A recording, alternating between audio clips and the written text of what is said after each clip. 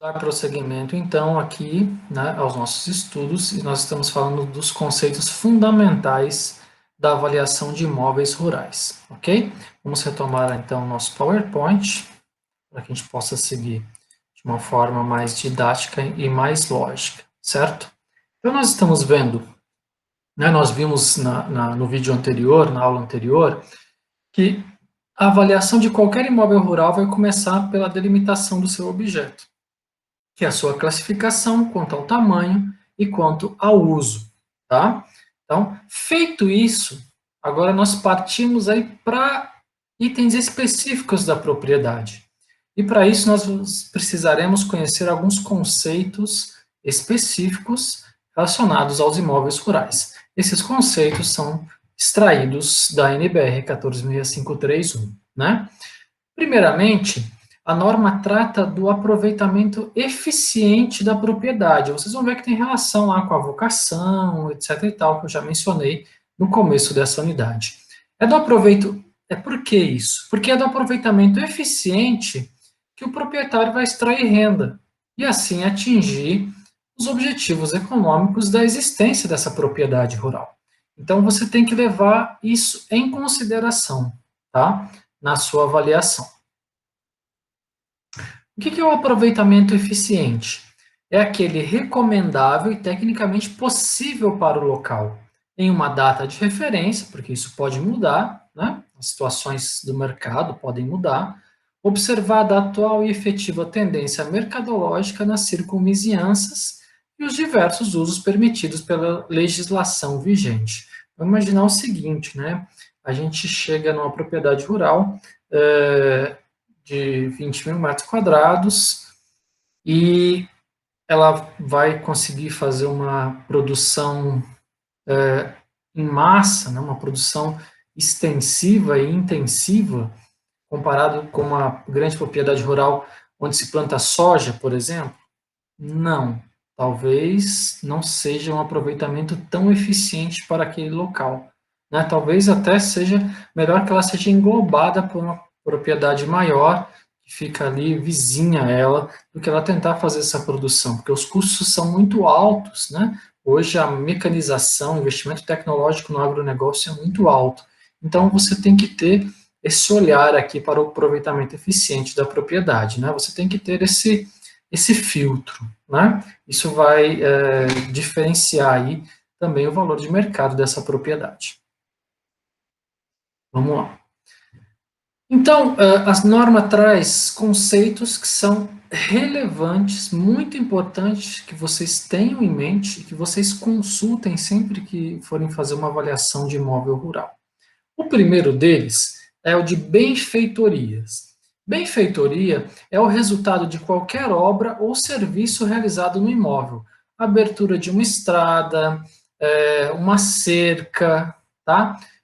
Um preparo de solo é uma benfeitoria, né? Um barracão para armazenagem de alguma coisa, uma instalação elétrica. Qualquer obra ou serviço realizado no imóvel rural é uma benfeitoria. Tá? E agora imagine que vocês já estão aí dentro desse imóvel rural, identificando quais são as benfeitorias que ali existem. Existem dois tipos de benfeitorias, tá?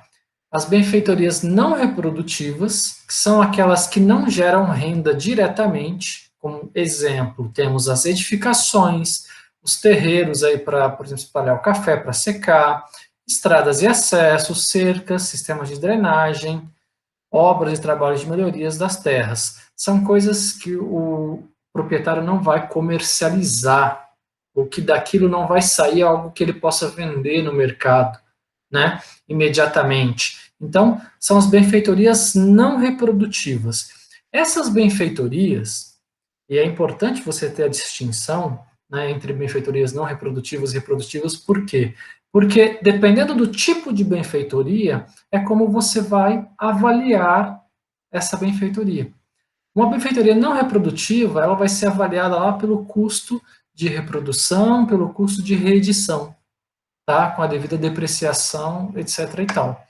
Já uma benfeitoria reprodutiva é uma que gera renda diretamente, por exemplo, uma cultura, uma floresta plantada, pastagens cultivadas, pastagens nativas melhoradas. Uma floresta plantada para extração de madeira, por exemplo, né? Você vai ter que, ela vai ser vendida, ela vai ser comercializada. Qual é a diferença? Você não vai avaliar apenas pelo custo de reprodução e reedição. Você vai avaliar pelo valor de mercado dessa madeira que vai ser extraída. Então, essa é a diferença fundamental, tá? Entre benfeitorias não reprodutivas e reprodutivas, e dessa diferença você vai ter aqui a diferença, a mudança no modo como você avalia essas benfeitorias, a maneira de procurar o valor de mercado. Se eu tenho uma benfeitoria não reprodutiva, basta eu ver o custo de reedição dessa benfeitoria, como nós estudamos na unidade anterior, eu não vou repetir tudo aquilo, tá? Se vocês não se lembram, voltem lá para a apostila, voltem para os vídeos da unidade anterior. Da mesma forma que você vai calcular o custo de reprodução e de reedição de uma benfeitoria no imóvel urbano, você vai calcular no imóvel rural, tá? Na benfeitoria não reprodutiva. Já para uma benfeitoria reprodutiva, você vai calcular o valor de mercado com base no potencial de geração de renda, né? Quanto vale, por exemplo, aí, vamos imaginar que eu tenha um pomar de laranjas numa determinada propriedade, né? Que estão prestes a ser colhidas. Além de todo o custo, que a gente vai ver daqui a pouquinho, todo o custo para plantar e manter aquele pomar, você tem ali um fruto que vai ser comercializado. Qual é o valor desse fruto? Isso você vai ter que calcular com base numa pesquisa de mercado e numa estimativa, tá, de produção por hectare daquele pomar. Se for necessário, você vai precisar do auxílio aí da Casa da Agricultura, de algum técnico agrícola, para levantar essas informações. Então, é importante diferenciar as benfeitorias não reprodutivas daquelas reprodutivas, pois na avaliação das benfeitorias reprodutivas, você deve considerar sempre a renda que elas são capazes de gerar. Isso é crucial, tá? E essa é uma diferença fundamental aí de avaliação de benfeitorias no imóvel urbano e no imóvel rural.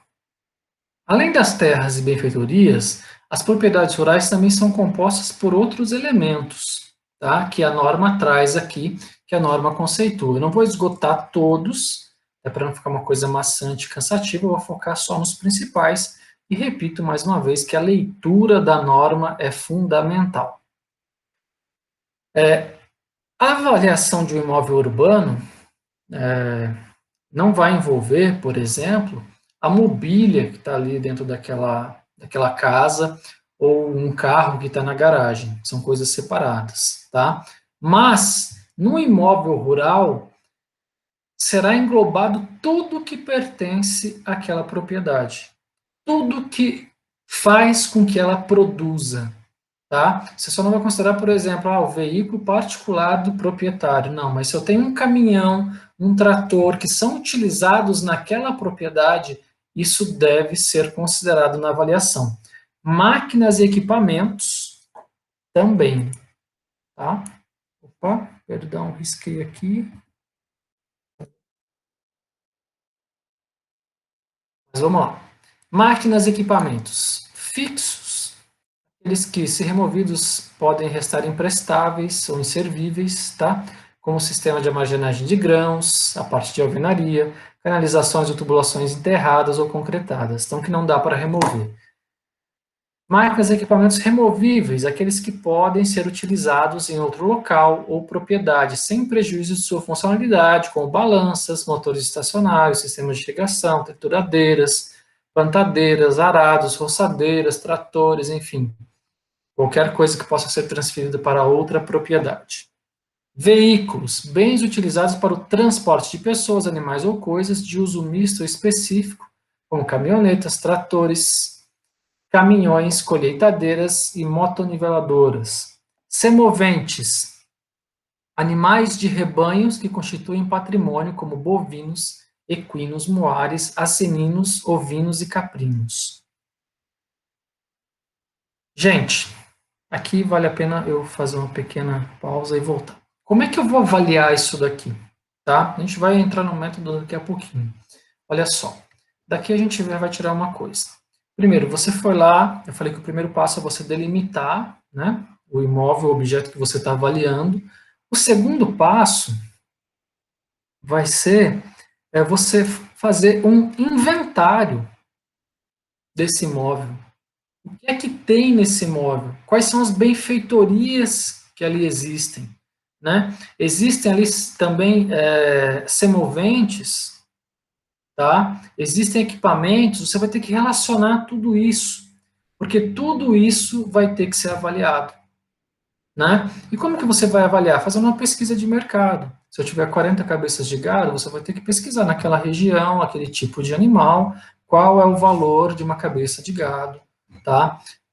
Qual é o valor de um equipamento daquele. Você vai ter que fazer uma relação disso, um inventário e uma avaliação de cada item, tá? Na aula de prática de avaliação, a gente vai ver um laudo em que eu fiz a avaliação, inclusive, de estufas agrícolas, tá, separadamente aí da nua propriedade, porque eram equipamentos que poderiam, inclusive, ser removidos, né, e transferidos para outra propriedade. Mas vocês vão ver que tem que ser feito um inventário, então esse é o segundo passo, tá? Isso a gente vai estudar também, a gente vai sistematizar, na verdade, na aula de prática de avaliação, quando eu vou apresentar para vocês um modelo de laudo de vistoria de imóvel rural, né, que vai ser o guia para que você faça essa vistoria e essa relação, tá? Então vamos lá, vamos dar sequência. O que mais? Quais são os outros conceitos que a norma traz para a avaliação de imóveis rurais?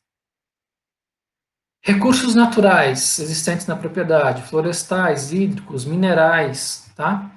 Frutos, rendas de exploração direta, aluguel, arrendamento, parcerias. Eu tenho contratos de aluguel dessa terra que trazem renda, eu tenho um arrendamento, tá? Eu tenho uma parceria ali para plantação disso. Como é que está esse contrato? Você vai ter que levantar tudo isso para fazer essa avaliação.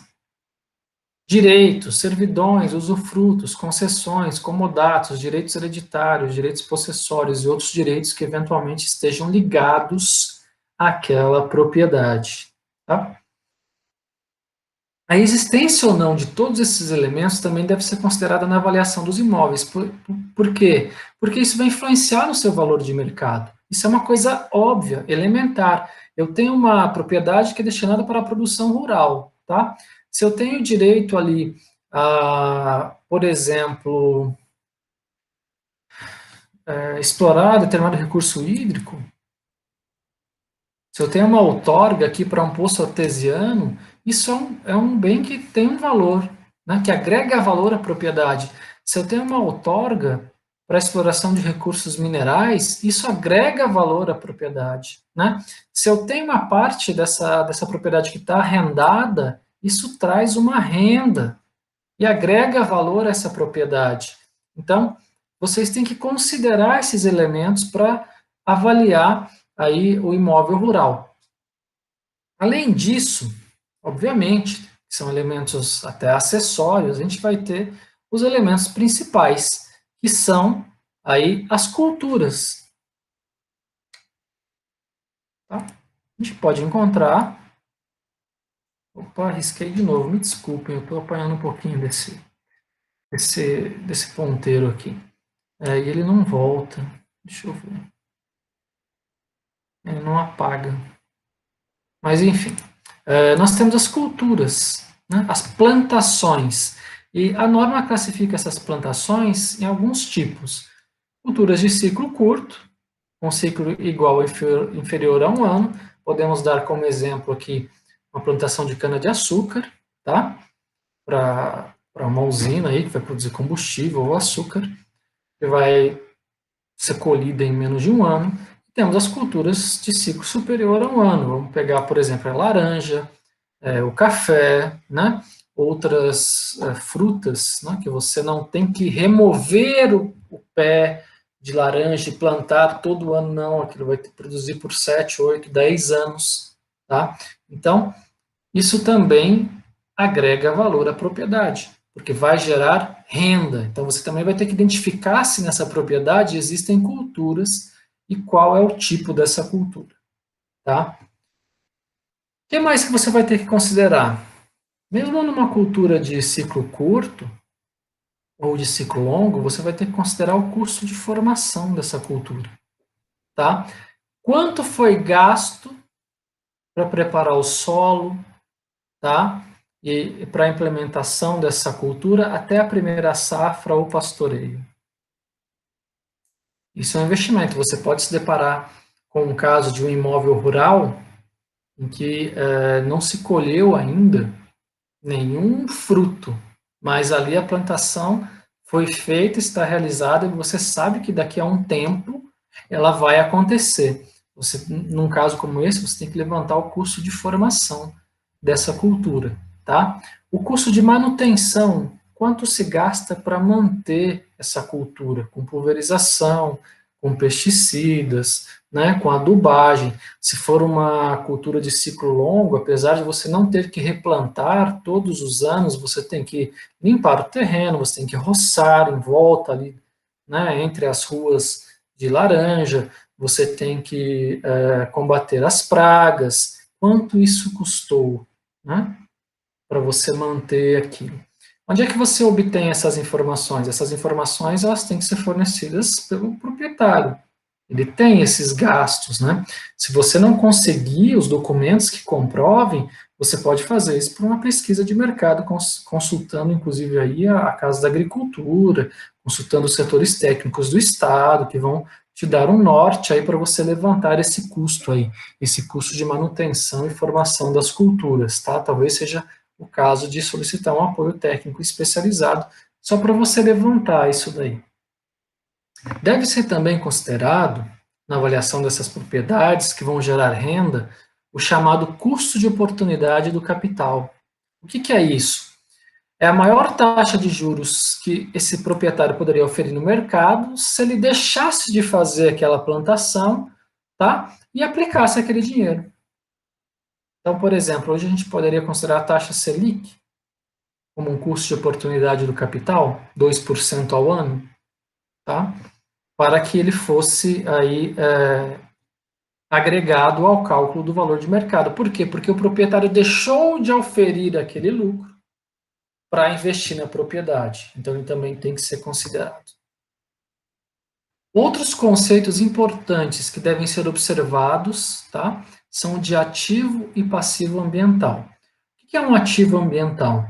É um conjunto de atributos e funções ambientais que representam benefícios economicamente valoráveis. Por exemplo, uma autorização para a exploração de mineração, ela agrega valor a esse imóvel. Tá? É um ativo ambiental.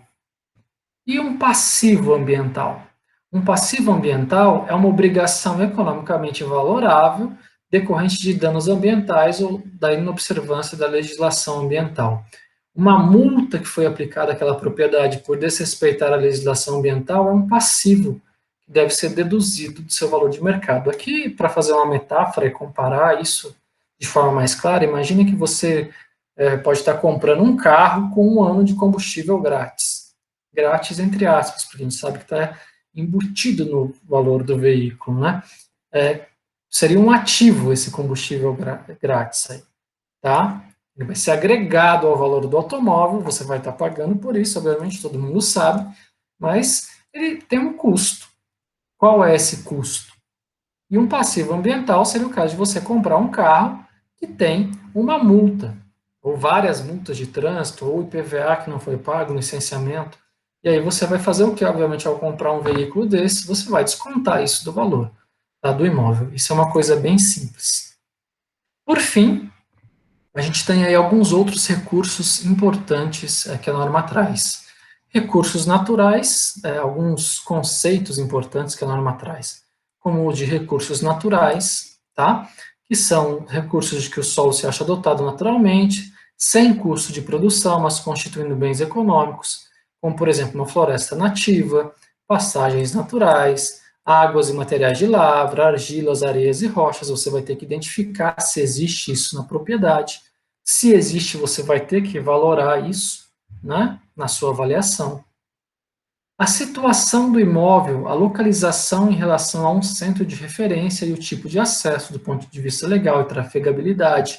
A gente vai ver isso também na aula de prática de avaliação, a gente vai inclusive estudar um laudo e fala um pouquinho disso. Como que é a facilidade de acesso desse imóvel, tá?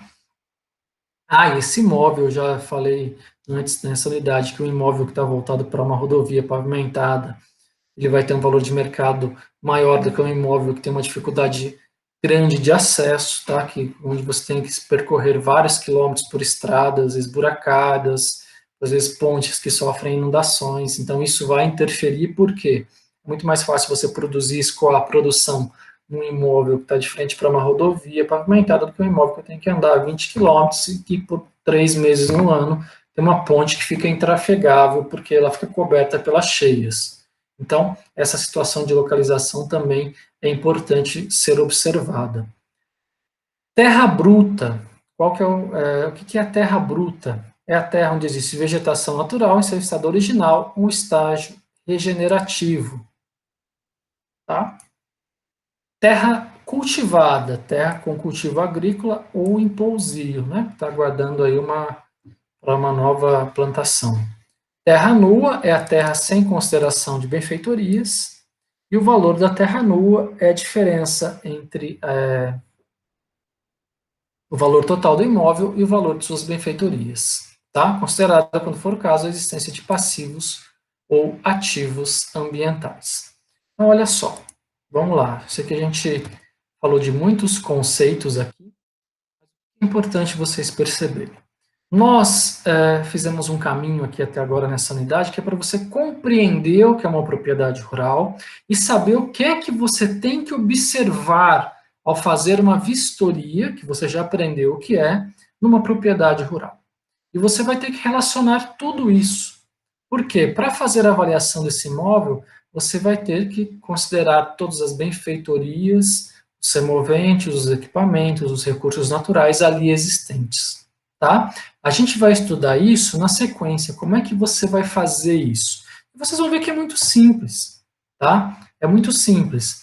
Basicamente, já adiantando para vocês, a gente vai usar o método comparativo direto de dados de mercado para definir o valor da nua propriedade, da terra nua, que é a terra sem benfeitorias, e depois a gente vai avaliar cada benfeitoria ou cada equipamento ali existente, os recursos naturais ali existentes, de forma separada. Qual é o método que faz isso? Nós também já aprendemos, não é novidade para vocês, é o método evolutivo.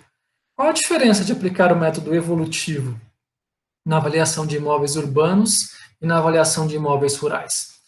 Nenhuma. Tá? Você vai avaliar o valor da nua propriedade e vai somar a esse valor depois o valor das benfeitorias.